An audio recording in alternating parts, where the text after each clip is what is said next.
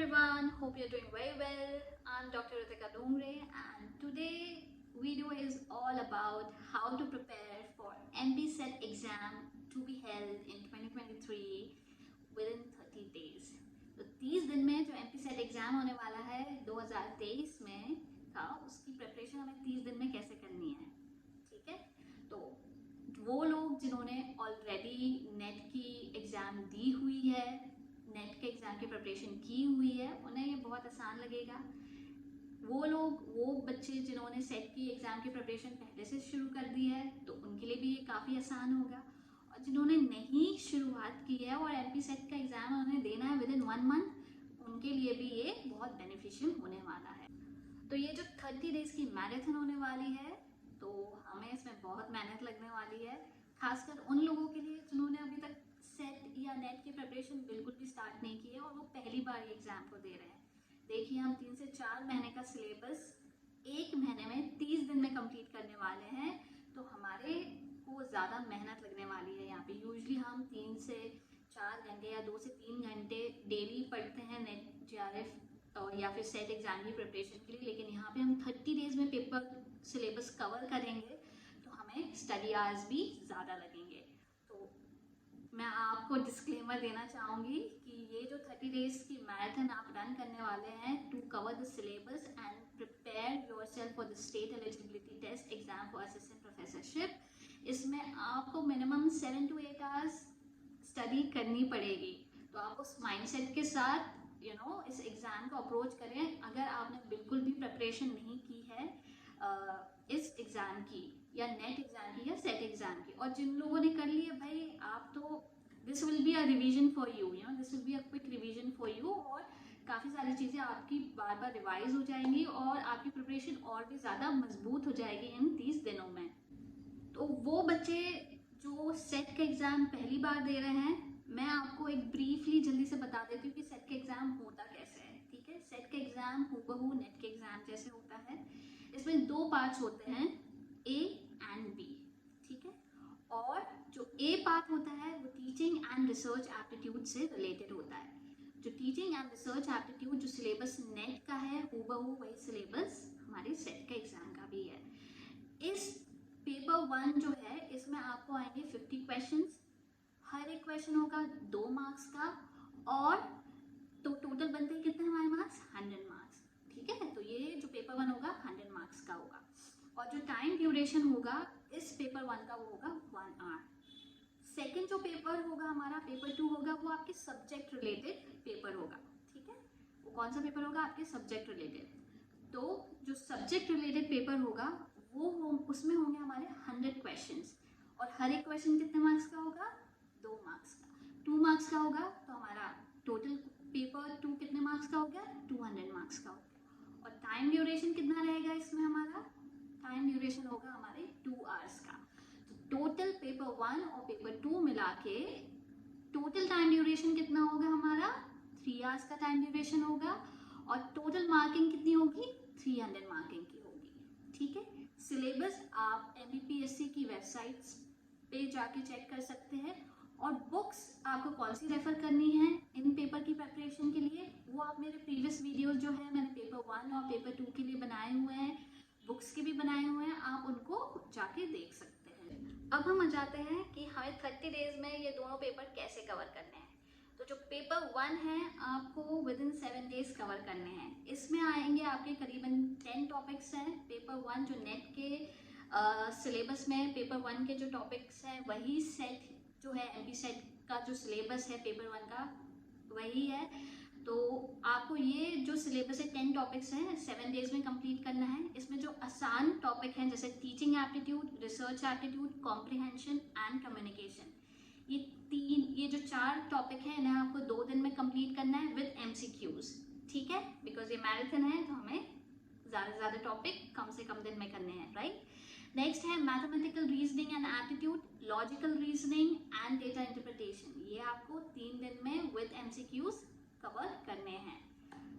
और फिर जो हमारे लास्ट 3 जो टॉपिक हैं ICT, information and communication technology, people development and environment, higher education and system, ये आपको 2 दिन में कवर करने हैं।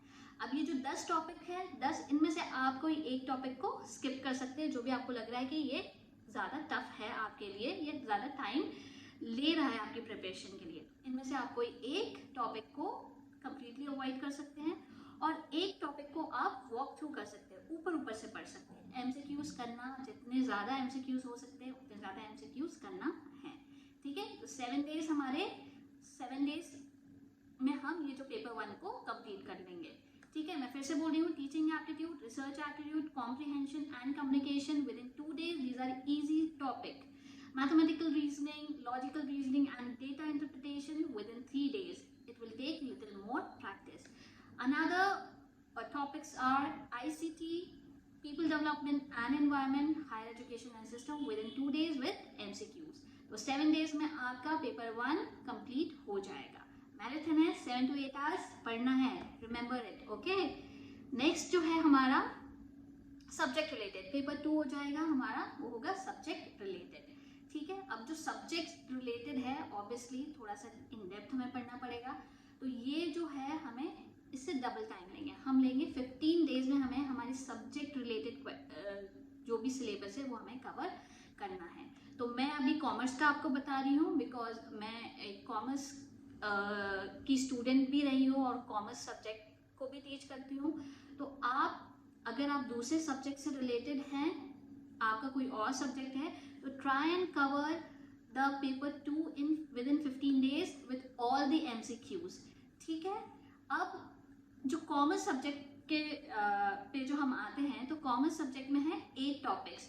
जो नेट का पेपर 2 का सिलेबस है एग्जैक्टली सेम सिलेबस है हमारे MP state eligibility test for assistant professorship का कॉमर्स का सब्जेक्ट। इसमें 10 टॉपिक्स हैं, 10 टॉपिक्स में आपको विद इन 15 डेज सारे कवर करने हैं, ठीक है। वन सब्जेक्ट को आप कम्प्लीटली स्किप कर सकते हैं जो आपको लग रहा है यार बहुत ज़्यादा टाइम टेकिंग है, आपको टफ लगता है, आपको लगता है मैं कितना ही इस पर टाइम इन्वेस्ट करूँ मेरे को आउटपुट नहीं मिलेगा, तो आप ऐसा कोई एक टॉपिक को कम्प्लीटली स्किप कर सकते हैं। एक टॉपिक जो आपको लगता है डिफ़िकल्ट है आपके लिए, उसे स्किप नहीं करना है, उसे आप वॉक थ्रू करना है। तो ऐसे कितने, हमने 10 में से कितने 2 टॉपिक्स लिए, एक टॉपिक को हम कम्प्लीटली अवॉइड करेंगे, इग्नोर करेंगे जो आपको बहुत ज़्यादा टफ लगता है, और एक जो हेडिंग है, एक जो सब्जेक्ट टॉपिक है उसको हम वॉक थ्रू करेंगे जो आपको टफ लगता है लेकिन हमें इसे कम्प्लीटली स्किप नहीं करना है ना, वॉक थ्रू करना है, MCQs करने हैं, ठीक है। MCQs हमें सारे टॉपिक्स के करने हैं। और जो 8 सब्जेक्ट है ना, 8 जो टॉपिक्स हैं, 8 जो टॉपिक्स हैं with in 15 days with the 2 additional topic आपको ये अच्छे से कवर करने हैं। तो 15 डेज में आप पेपर 2 कवर अच्छे से कर लेंगे, ठीक है। जो रिमेनिंग 8 डेज हैं, तो रिमेनिंग 8 डेज में आपको क्या करना है, 3 days कम्प्लीटली आपको पास ईयर क्वेश्चन पेपर्स सॉल्व करने हैं। कौन सी बुक रेफर करनी है, आप मेरे प्रीवियस वीडियोस में जाके चेक कर सकते हैं। पेपर 1 और पेपर 2 के लिए मैंने आपको कौन सी बुक रेफर की है पास ईयर क्वेश्चन पेपर्स की, ठीक है। रहे बच्चे हमारे कितने हैं, 5 days बचे।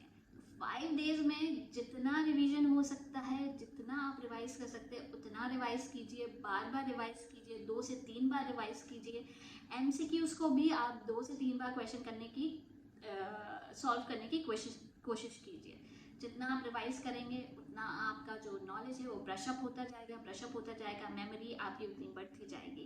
तो इस तरीके से विद इन 30 days आप क्या कर लेंगे, हमारे MP state eligibility test for assistant professorship की प्रिपरेशन कर लेंगे। अब ये जो बच्चे हैं जिन्होंने बिल्कुल भी प्रिपरेशन नहीं स्टार्ट की, उनके लिए थोड़ा सा डिफ़िकल्ट होगा, बट क्या करें, टाइम ही नहीं है, करना तो पड़ेगा, है ना। और जो बच्चे जिन्होंने ऑलरेडी प्रिपरेशन स्टार्ट कर चुकी है, तो आपके लिए तो रिवीजन टाइप रहेगा। विद इन 30 days हमें कैसे सारी चीज़ों को कवर करना है।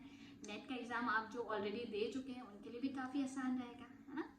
बुक्स अगेन मैंने आपको बोला है, मेरे जो प्रीवियस वीडियोस हैं उनको आप जाके चेक कर सकते हैं, बुक्स आपको कम्प्लीटली मिल जाएंगी, कौन सी बुक आपको रेफर करनी है, और सारा सिलेबस आपको MPPSC की वेबसाइट पे मिल जाएगा।